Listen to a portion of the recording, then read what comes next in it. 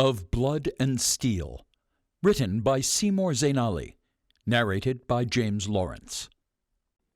Chapter 5. Whispers in the Dark. The searing pain began in his pupils and quickly wormed its way through his temples, burning into the very core of his skull. Between the deep wound in his gut, his still aching shoulder, and now his blindness, he was beginning to doubt his capability to make it to the iron gates. Something deep inside of him, however, willed him to stand again and carry on. "By the Maker!" The girl was distraught. "Are you all right? What is it?" Even with his eyelids shut, the brightness of the open sky was too much for him to bear. He covered his eyes with his hands. I'm fine. I forgot how bright it gets on the surface." "Here!" Arda took off her pack and rummaged through it on her haunches. "I might have something. Yes, this will do." She pulled out a tunic of heavy, dark material and tore a large strip off it. Not daring to apply it herself, she carefully took one of his hands and placed it in his palm. "A veil?" he scoffed. "Is this a joke?"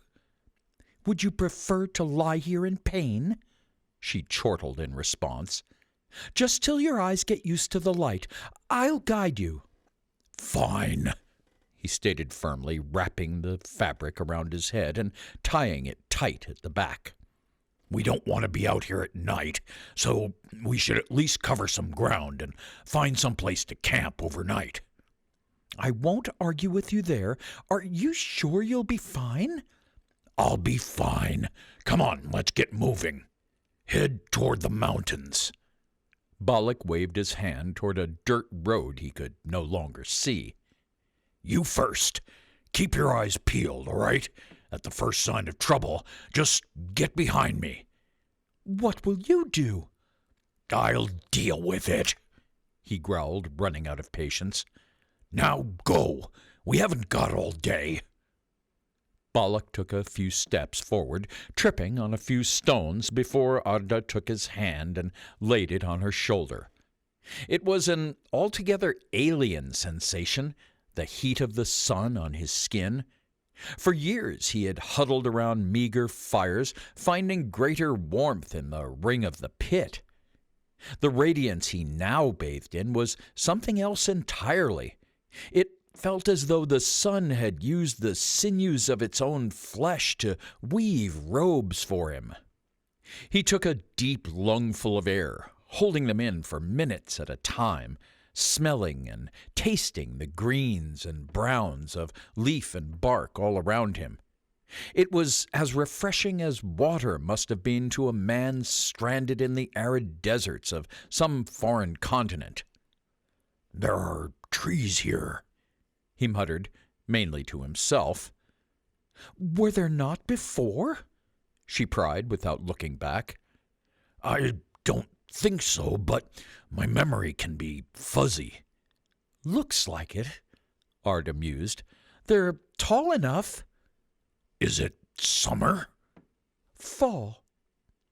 They carried on for some time without speaking further. It didn't bother Balak in the slightest. He needed his senses clear to discern the environment, which the girl could not do. But for Arda it was almost maddening. An innate chatterbox by nature, she had taken to speaking incessantly to the infant strapped to her front wherever she went. In the face of her guide's stoic composure, however, she wasn't quite comfortable enough to carry on a one-sided conversation with an infant. They arrived at a fork in the road, and the land got clearer with fewer trees to obstruct Arda's vision.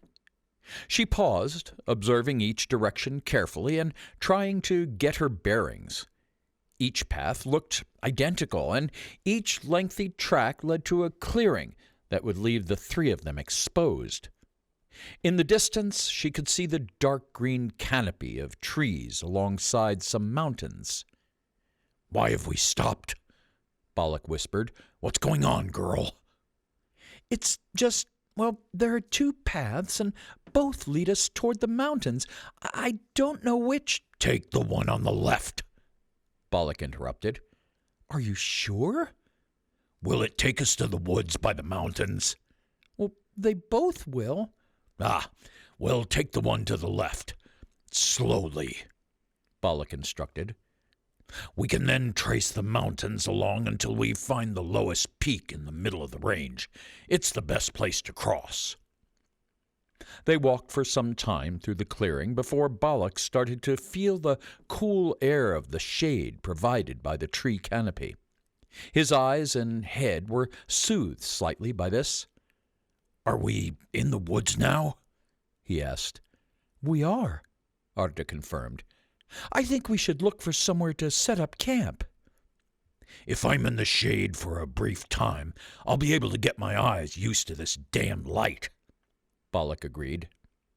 I don't mean for a short time, Balak. We need to rest and eat." Balak grunted but didn't respond. Bringing the child made it dangerous.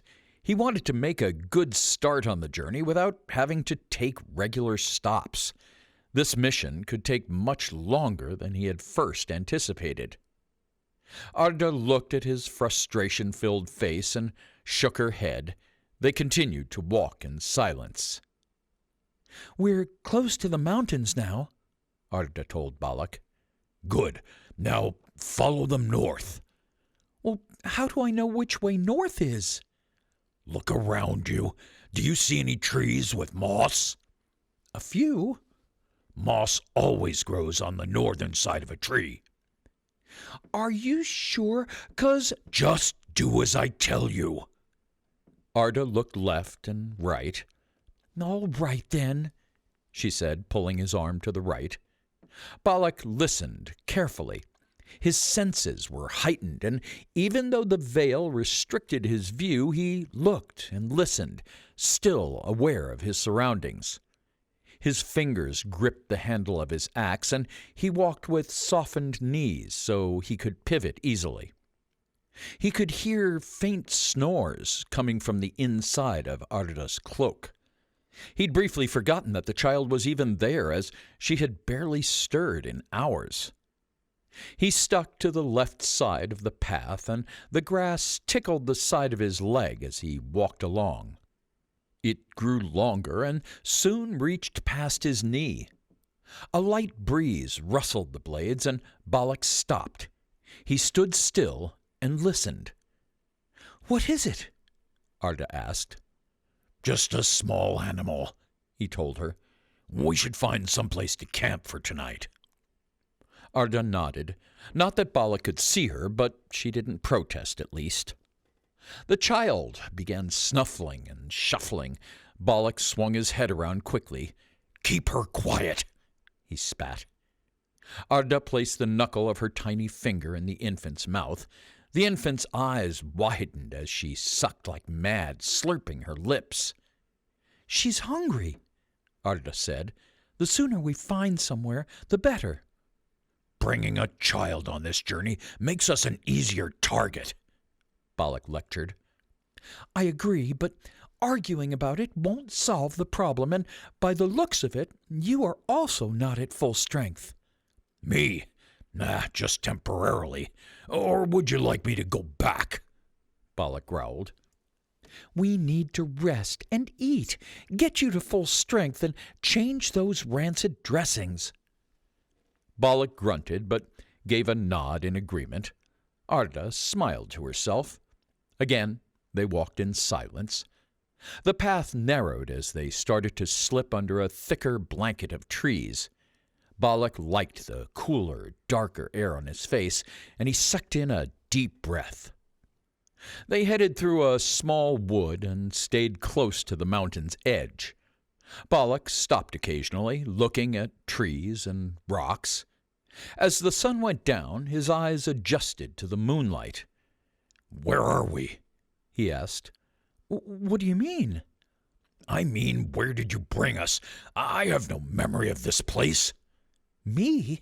I followed your directions," Arda stated defensively. Well, you must have made a mistake then. I can get us back on the right track, but we must have gone in the wrong direction. He recognized a delicate fragrance in the air. He inhaled again and followed his nose along the mountainside. As the smell got stronger, he grabbed at some dark green plant leaves and heaved. He pointed to a small bush growing up the side of the mountain. These berries, they're edible. Might be able to do something for the kid. Arda took out a large cloth from her satchel and filled it with berries. She wrapped it and placed it in her satchel. She continued to follow Balak, who had rushed ahead. He was pressing his palms and then knocking on the mountainside as she approached him. "What are you doing?" Arda asked him, but he didn't answer, just continued to press the mountainside. A coating of shrubs hung loosely over the mountainside. He ran his palms along the rocky wall and then scooped back the shrubbery and vines. "A small cave," he told her. He popped his head in and looked around. It was dark, but silent. He pulled the shrubs back further to allow in more light. It was damp, but empty. "Wait inside. I'll be back soon."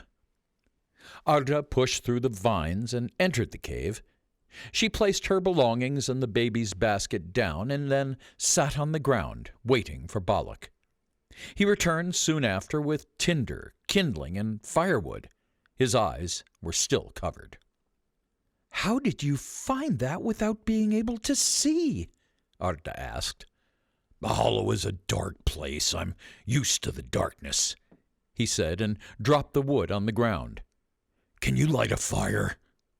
He leaned against the wall and slid down until he was sitting. "I can try," Arda said.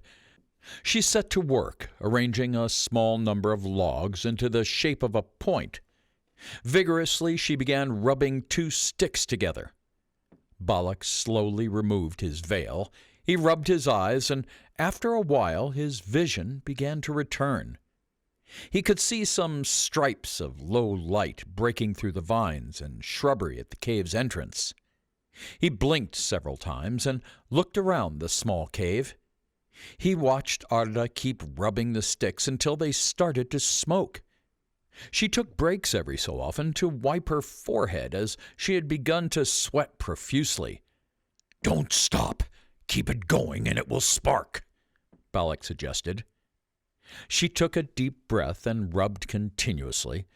Finally, she noticed a spark. She smiled and brought her face closer to the fire and blew gently.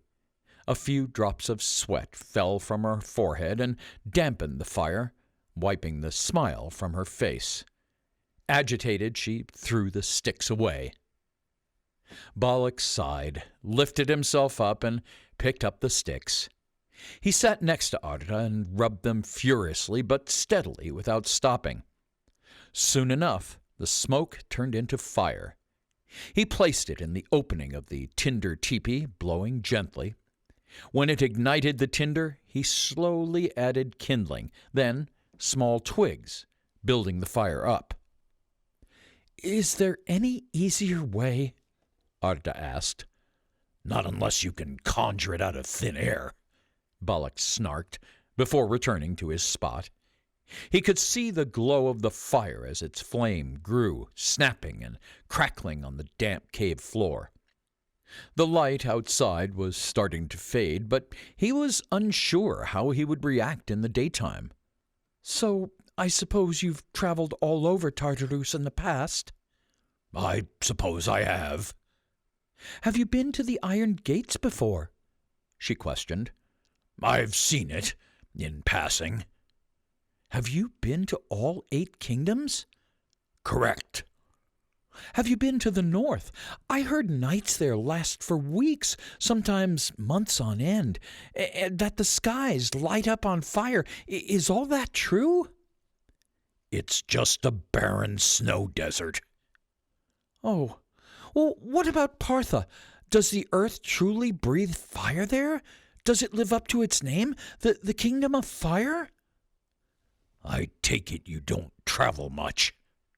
The baby began to cry. "Shh! Shut that child up, now!"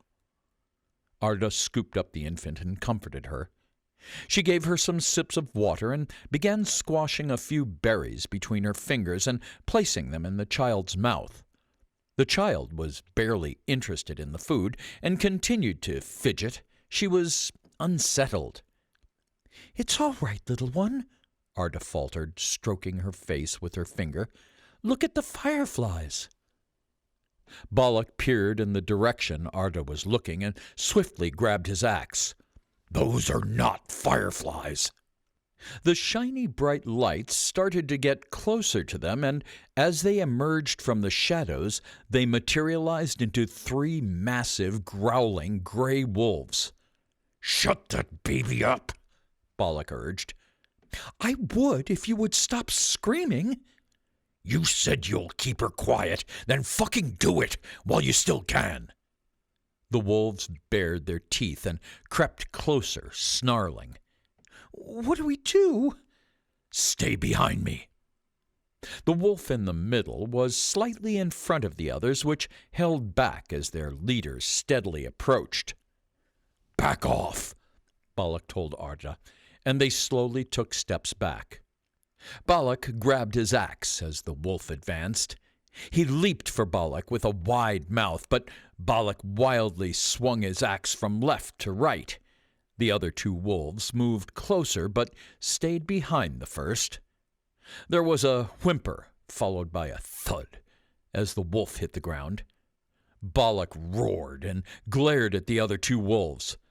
They had come in wide, one from the left and the other from the right. Arda took a couple of steps back, but Balak stood his ground. He stamped toward the wolf on the left, but it was too late. The wolf snatched up their supply bag and then disappeared into the thicket. "This'll keep them away, at least for now," Balak growled. "Yes, but they took the bag and all of the food with it," Arda replied. The baby had finally calmed down, and the final wolf vanished into the shadow. Balak looked at Arda and attested. "They will be back soon. We must go, now."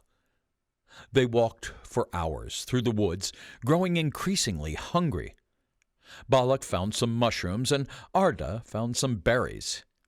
"You don't want to eat those," he told her. "They're poisonous."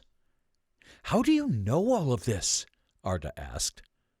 "There are no animal footprints around that bush.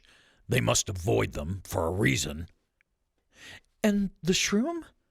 "It's edible, but not the top." "And how did you find that out?" Arda asked. "Mostly experience. You begin to see the pattern after a while." "What kind of pattern?" "Do you ask questions all of the time?" "Shameful is not the one who doesn't know, but the one who doesn't ask." Balak took 5 disparate mushrooms and laid them in front of Arda. "Take a look. What do you see?" 5 mushrooms. Balak groaned to himself. "Wait," Arda continued. I think I'm getting it now. They're all different shapes and different colors." "Go on," Balak said. "You told me this one is poisonous." She pointed at the poisonous mushroom from earlier. "None of them look like this one. Is it the shape?" "Close, but no. Most of the poisonous mushrooms tend to be brightly colored." "Why is that?" "That I don't know. Grab what we gathered and let's move, but don't take figs." "Are figs poisonous?" "No, I just don't like them." They began walking and soon left the safety of the forest. In the distance, they could hear wolves howling to each other. "We should move quickly," Balak warned. Balak and Arda walked all night until the sky turned gray with the beginnings of day. Arda's stomach rumbled, but she wasn't hungry, just anxious. She looked at the baby in the basket and smiled. They waded through a small stream up to their knees. "This should keep the wolves off of our scent," Balak told her. Finally, as dawn approached, he agreed that they could stop to eat. They sat out of sight between some trees shielded by bushes and shrubs. "Keep the fire small," Balak instructed. He was on edge, scanning the area like a soldier on patrol. After taking a tiny bowl from her satchel, Arda used the cloth to squash the berries to mush. "No milk today, little one," she told the child, who was again sleeping. She looked in her satchel for what little food she had brought, but there wasn't much. She was hoping they would arrive at the next village soon. Balak appeared from behind a tree. "I brought food." Arda looked up at Balak, who was waving a small limp animal in front of her face. "Ground squirrel?" she asked. "Can you cook?" "Yes." "Good. I'll start skinning it. Plenty of meat on this." "I've never had a squirrel," she said. "I heard it tastes like chicken." Balak didn't acknowledge her comment. Instead, he said, "Check the fire." The fire was still small, but strong enough for cooking. He dropped 4 thin branches onto the ground and used vines to tie 2 of them together in the shape of a triangle. He stuck the widest ends of the 2 into the ground at one side of the small fire and repeated the process with 2 more on the other. Then he took the skewered squirrel and hung it over the fire, resting the skewering stick on each of the stands. Balak handed her some. "Hold this," he told Arda. Arda nodded and hung on to that stand too. "That's how you cook a squirrel over an open fire," he told her. "You're learning." He unhooked his axe from his belt and took off his cloak. He slumped down against a large tree and lay down, resting his head on his cloak. He closed his eyes and began snoring. Arda sat close to the fire. The infant was now wide awake and starting to stir. She emptied the mashed berries into a bowl and used her finger to feed the child. The infant smacked her lips as she sucked the squashed fruit. The child jested, enjoying the food. Arda smiled and turned her head, but Balak was still sleeping. The snores intensified. "Now I know what it would be like to sleep on a farm with the animals," Arda whispered to the child. The fire was smaller now, but the smoke was quite harsh. It rose slowly from the fire in charcoal-colored plumes, so she fed it some extra wood. "It's almost cooked," she said in Balak's direction. Balak sat in an upright position and began sipping from his flask. She passed him his piece of meat. "Do you want some berries?" Arda asked. "No," Balak groaned, biting a chunk of meat straight from the squirrel. "Tastes awful." "Then you might as well get it over with quickly," Arda scolded as she tore some meat from the stomach area of the squirrel and took her first bite. She screwed up her face. "Wish we had some salt." Arda took the bread from her satchel and offered half to Balak. Balak did not refuse. She put the child in her basket for the night and covered her with a blanket. "I'll need milk for the child, so maybe we could find a farm or a tavern, a place where we can get supplies," she added. "Then we better get going," Balak replied.